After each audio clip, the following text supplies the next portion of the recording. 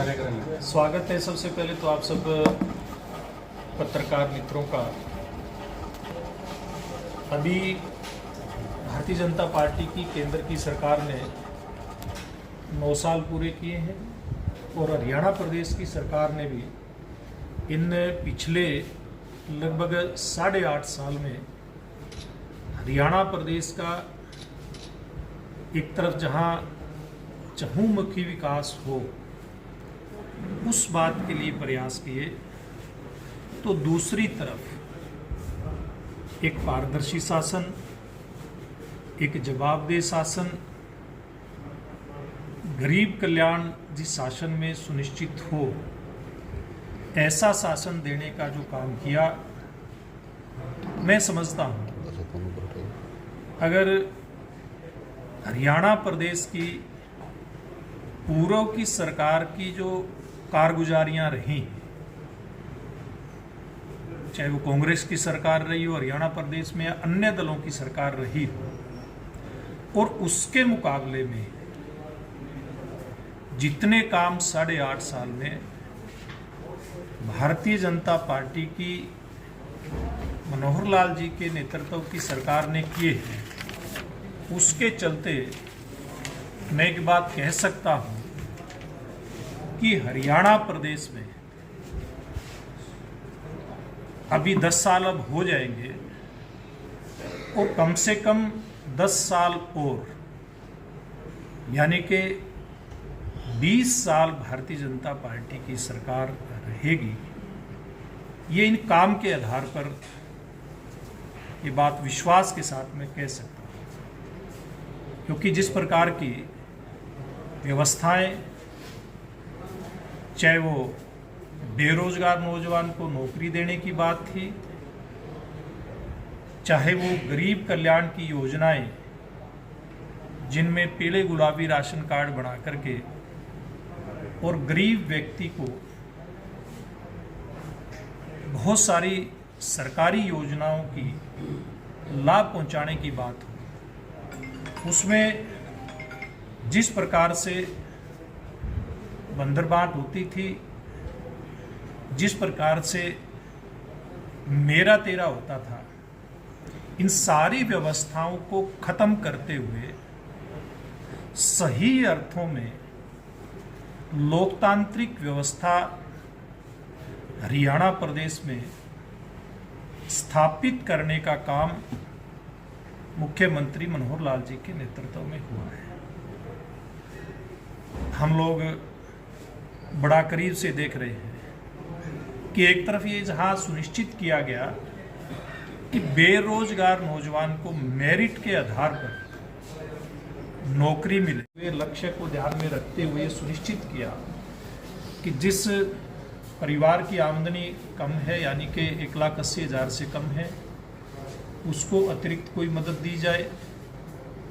दूसरी तरफ जिस परिवार के अंदर कोई कमाने वाला नहीं है, यानी कि नौजवान का अगर माँ बाप नहीं है तो उसकी मदद अतिरिक्त रूप में की जाए।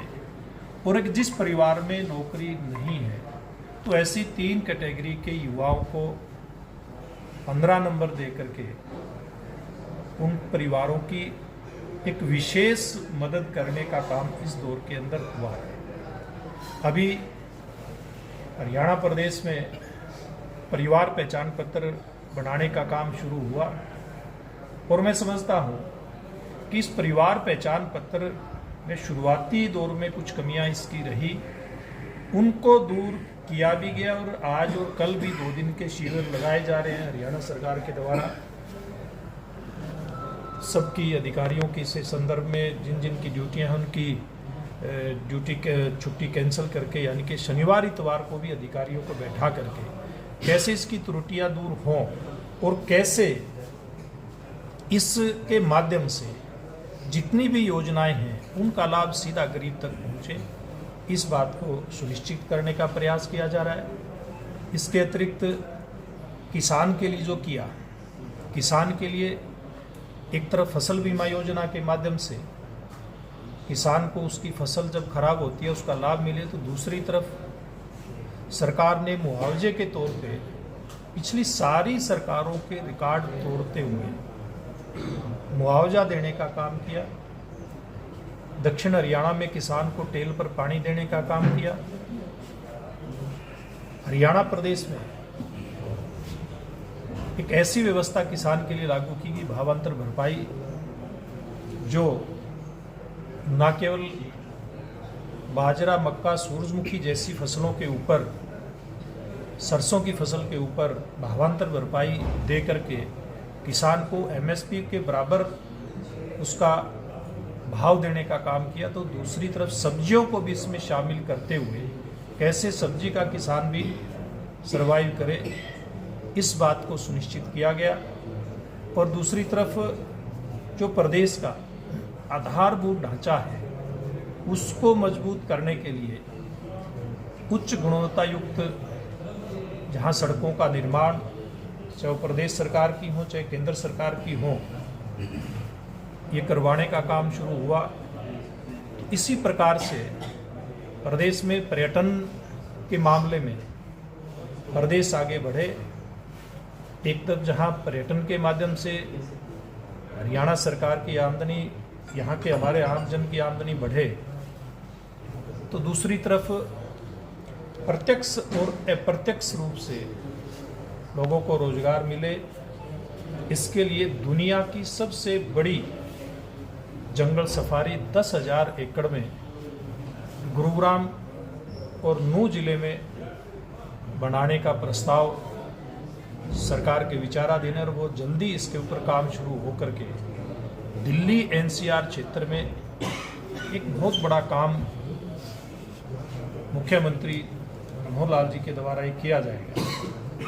इसी प्रकार से आपने देखा कि पुरातत्व व महत्व की जितनी भी इस प्रकार की व्यवस्थाएं हो सकती हैं, हमारे पड़ोस में राखीगढ़ी गांव है, इसको भी पूरी तरह से पुरातत्व विभाग की दृष्टि से इसको विकसित किया जाए ताकि यहाँ भी पर्यटन को बढ़ावा मिले।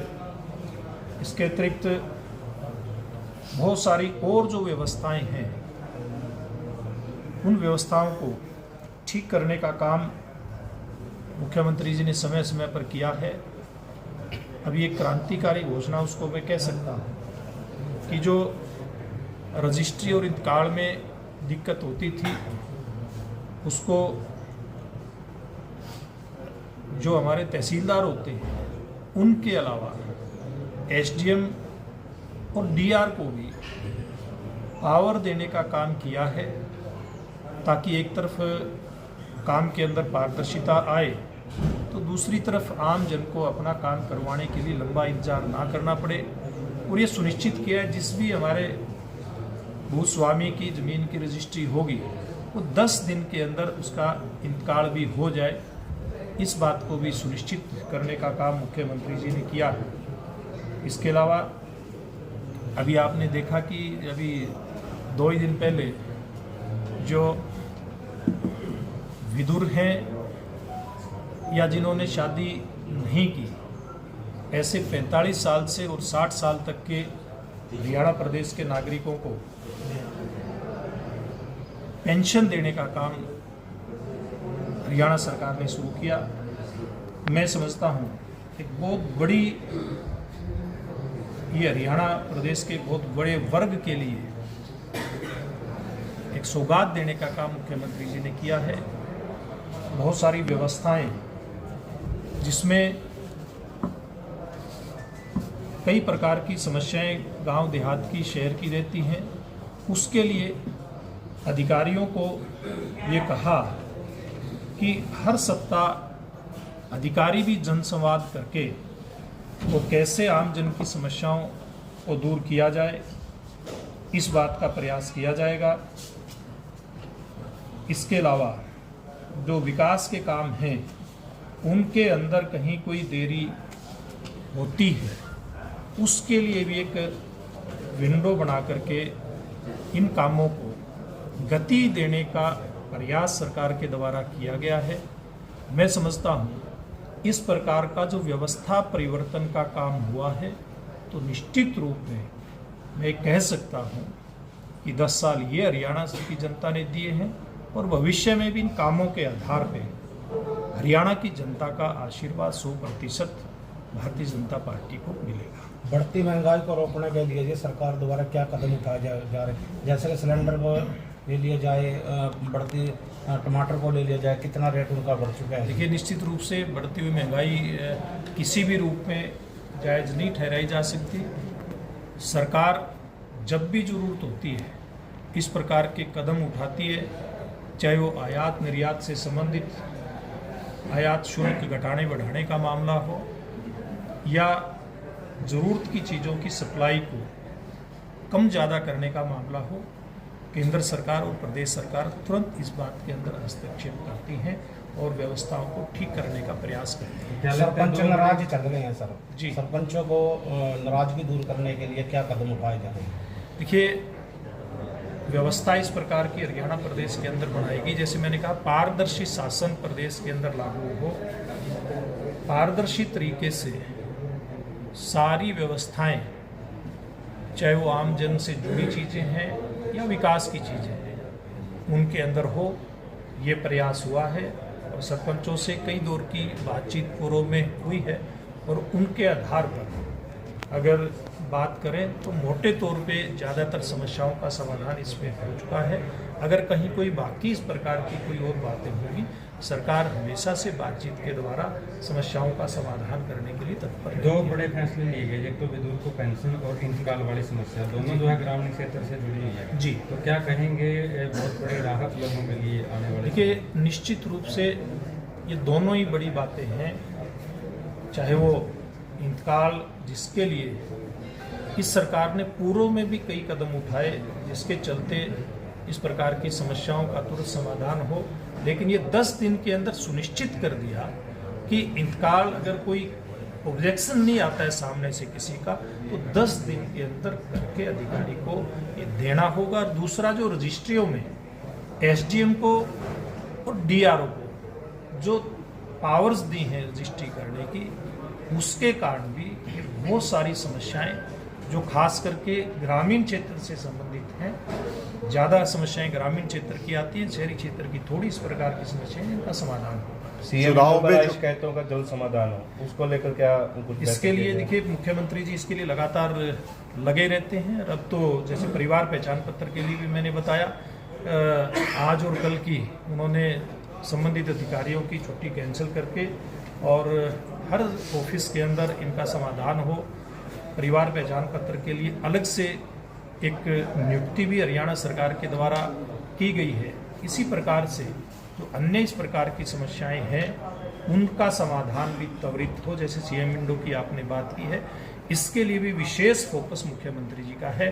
कार्यकर्ताओं की नियुक्ति और अधिकारियों की नियुक्ति इस संदर्भ में पहले भी की जा चुकी है और मुख्यमंत्री जी स्वयं इसको मॉनिटर भी करने का काम। लोकसभा और विधानसभा चुनावों की बात करें तो भाजपा भी प्रचार में जुटी है और गठबंधन में जेजेपी पार्टी भी प्रचार में जुटी है। क्या लगता है, गठबंधन का अभी असमंजस बना हुआ है लोगों के बीच में? देखिए, ये असमंजस स्वाभाविक भी है, क्योंकि जब 2019 का चुनाव हुआ था उसमें दोनों पार्टियां अलग अलग चुनाव में गई थी, और जब इस प्रकार का चुनाव के बाद का समझौता होता है तो निश्चित रूप में इसमें इस प्रकार की स्थितियां बनती हैं। लेकिन मैं भारतीय जनता पार्टी की तरफ से अगर बात करूं तो हमारा फैसला गठबंधन के संदर्भ में केंद्रीय नेतृत्व करेगा, और जब चुनाव आएगा उस वक्त इस प्रकार के विषयों पर चर्चा होती है।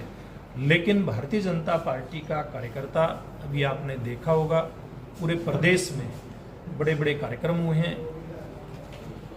1 महीने के अंदर लोकसभा क्षेत्रों की, सब लोकसभा क्षेत्रों की जनसभाएं होना, उसके अतिरिक्त निचले स्तर पे कार्यक्रम होना, बूथ स्तर पे और बूथ से नीचे कार्यकर्ता की पन्ना प्रमुख तक की नियुक्तियां करके तैयारी करना, ये काम रिकॉर्ड तोड़ समय के अंदर भारतीय जनता पार्टी ने किया है और इससे भारतीय जनता पार्टी की लोकप्रियता भी दिखाई देती है। और मैं समझता हूँ कि हमने लगभग 20,000 के आसपास जो बूथ हैं, हर बूथ पे भारतीय जनता पार्टी की जीत हो, इस लक्ष्य को सामने रख करके काम शुरू किया है और बाकी चीजें चुनाव के समय में तय होंगी। आपके प्रति आज किसानों ने आपने कहा कि जो 10 साल आगामी और जी। बीजेपी की सरकार आएगी, जी, आप किस आधार पर कह रहे हैं कि मैंने जो कहा कि जिस प्रकार की समस्याएं जब हम लोग विपक्ष में होते थे और जनता के बीच में जाते थे, जनता में खास करके युवा के माध्यम से एक आवाज निकल करके आती थी कि हमारी नौकरी बनती थी, हमारे साथ अन्याय हुआ, हमारी नौकरियां छीन करके दूसरे को दी गई, ये बात आती थी। इस सरकार ने पारदर्शिता के आधार पर मेरिट पर रोजगार मिले इस बात को सुनिश्चित किया। तो दूसरी तरफ जैसे मैंने बताया, जरूरतमंदों को 15 अंक अलग से दे करके उनको ऊपर उठाने का काम किया। अगली बात, बहुत गरीब से गरीब तबका जो अटल बिहारी वाजपेयी जी के समय में पीले गुलाबी राशन कार्ड बनाने की व्यवस्था शुरू की थी, लेकिन दुर्भाग्य से उस समय हम हरियाणा प्रदेश में गठबंधन में दूसरी पार्टी की सरकार में थे, तो हम लोगों ने बड़े नज़दीक से देखा कि कैसे उस समय से लेकर के कांग्रेस पार्टी की सरकार हुड्डा साहब के राज तक कैसे गरीब आदमी का राशन कार्ड पीला गुलाबी बने ना बने, उन लोगों के जो प्रभावी लोग थे जिनकी आमदनी ज़्यादा होती थी, उनके पीले गुलाबी राशन कार्ड बनाने का काम उस समय में हुआ। और आज कांग्रेस पार्टी के जो लोग युवाओं की नौकरी के ऊपर, भर्ती के ऊपर बात करते हैं, मैं उनको कहना चाहूँगा कि वो अपने समय का अगर विश्लेषण करेंगे और वर्तमान समय का विश्लेषण करेंगे तो उनके भी समझ में आएगी बात कि अब व्यवस्था कहीं ज़्यादा पारदर्शी और सुदृढ़ हुई है और लोगों को अधिकार, लोगों का अधिकार उन तक पहुँचने का काम हुआ। इसलिए हर वर्ग के लिए जो काम किया है, जैसे मैंने बताया पेंशन का, हमारी सरकार आई जब पेंशन कितनी थी, आज आप उठा करके देख लीजिए, 1000 रुपये थी, हमने उसको बढ़ाने का करने का की घोषणा की थी। आज हमारी सरकार, इसी सरकार ने 1000 से और 2750 रुपये जो 3000 करने का था, कि अगले दिनों में 3000 हो जाएगी। यानी कि हर वर्ग के लिए कहीं न कहीं कोई कल्याण का काम हो, गरीब के कल्याण का काम हो, आमजन के कल्याण का काम हो, और व्यवस्थाओं के अंदर पारदर्शिता आए और सिस्टम के अंदर सरलता आए। यही हरियाणा की जनता चाहती थी। ये जो कुछ लोगों ने हरियाणा के तंत्र को, शासन तंत्र को, लोकतंत्र को अपनी मुट्ठी में ले रखा था, आज वो उन लोगों की मुट्ठी से निकल करके वो जन की मुट्ठी के अंदर आ गया। यानी कि जनतंत्र वास्तव में जनतंत्र बना, वो इन 8.5 साल में हरियाणा प्रदेश में मुख्यमंत्री मनोहर लाल जी के नेतृत्व में हुआ और देश में नरेंद्र मोदी जी के नेतृत्व में काम ये संभव हुआ। कांग्रेस पार्टी का नारा है कि अब की बार 80 बार, इस पर क्या कहेंगे? देखिए, नारा देने का सबको अधिकार है, लेकिन किस प्रकार से कांग्रेस पार्टी बटी हुई है या आप इस बात को अच्छी प्रकार से समझते हैं।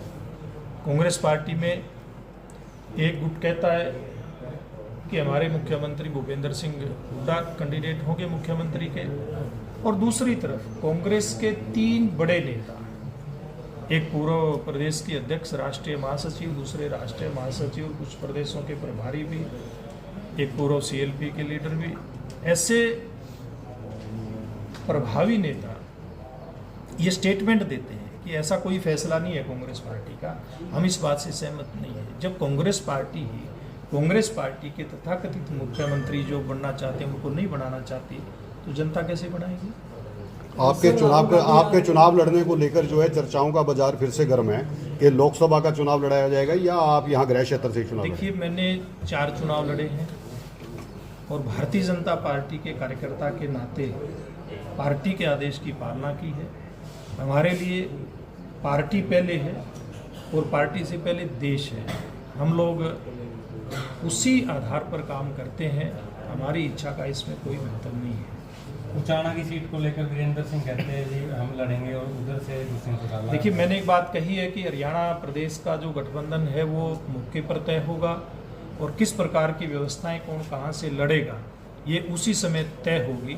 अभी कोई गठबंधन का मसला आज के दिन नहीं है। पिछले समय चर्चा चली थी कि जो मनोहर लाल जी को प्रधानमंत्री के रूप में आगे देखा जाएगा। देखिए, अभी क्योंकि देश के प्रधानमंत्री नरेंद्र मोदी जी जिस प्रकार से देश की जनता की सेवा कर रहे हैं और मुख्यमंत्री मनोहर लाल जी हरियाणा प्रदेश के अंदर एक सुदृढ़ शासन व्यवस्था हो जिसमें गरीब कल्याण, आम जन का कल्याण और पारदर्शिता ये प्राथमिकता पर हो, इस काम में लगे हुए हैं।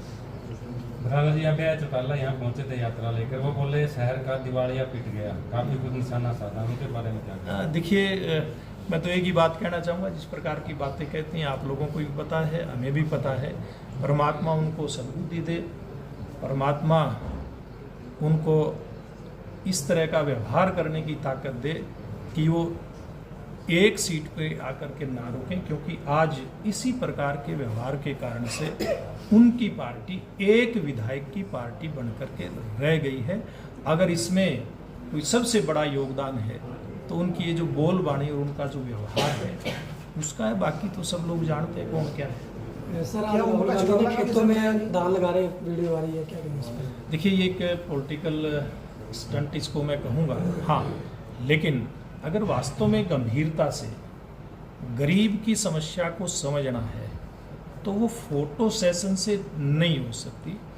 गरीब के दर्द को समझने के लिए बहुत कुछ करना पड़ता है, उसके साथ आत्मीयता के साथ जुड़ना पड़ता है। फोटो के साथ जुड़ने से ये चीज़ें नहीं। राज्यसभा सांसद दीपेंद्र हुड्डा जी ने कहा कि 29 विधायक भाजपा के पूर्व वो कांग्रेस में शामिल हो गए, तो अगर सच में अगर उनका दावा सच है तो देखिए, सब लोग जानते हैं कौन किस पार्टी में था, किस पार्टी में गया है।